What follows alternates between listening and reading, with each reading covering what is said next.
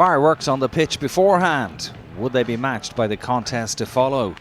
Tiernan O'Halloran and Gavin Duffy started for Connacht for the injured Danny Poolman and James Soyalu, who was released from his contract to return to New Zealand for family reasons.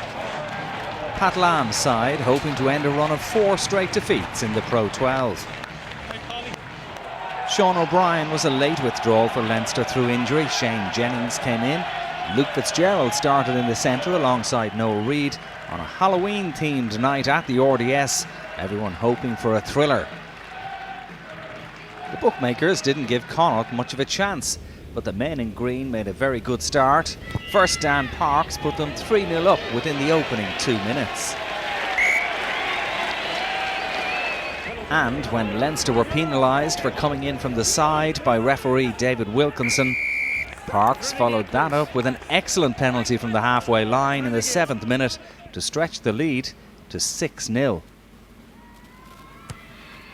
A fine effort from the Scotsman and a great start for Connacht.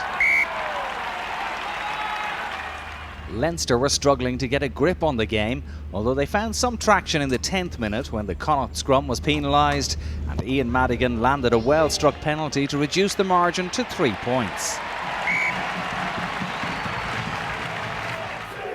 5 minutes later, the game was threatening to become a Halloween nightmare for Leinster when from their own scrum close to their line, the ball squirted out and Connacht scrum half Kieran Marmion was alert to dive over and get the touchdown. The TMO was called into action to confirm that the try was good.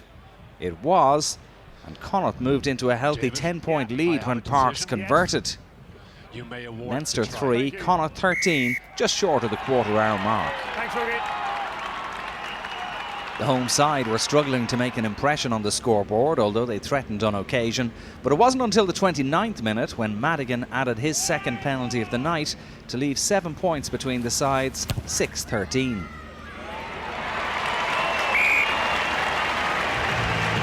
As the first half drew to a close, Craig Clark was penalised for not rolling away. Madigan landed the penalty from near halfway to bring the score to 9-13. Not much between the sides on the scoreboard, but Connacht the unlikely leaders at the midway point.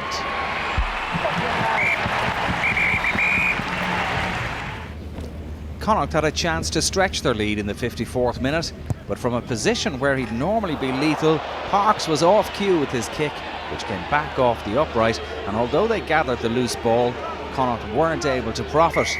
A rare miss from the league's all-time top scorer, and one that might prove costly.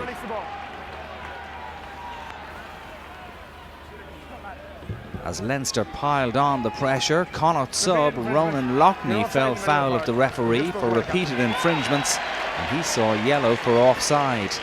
Connacht would now have to hold out with 14 men as the blue wave rolled forward. As the clock ticked on, the visitors were still hanging on. Sub Rhys Ruddock made a great break for the Connacht line, but the defenders did just enough to deny the big man. The TMO was again called into action and confirmed that the video evidence was inconclusive. No try, hell up. With Leinster continuing to press, the Connacht defending became more desperate. Marmion saw yellow for deliberately disrupting the scrum. Connacht were now down to 13 men.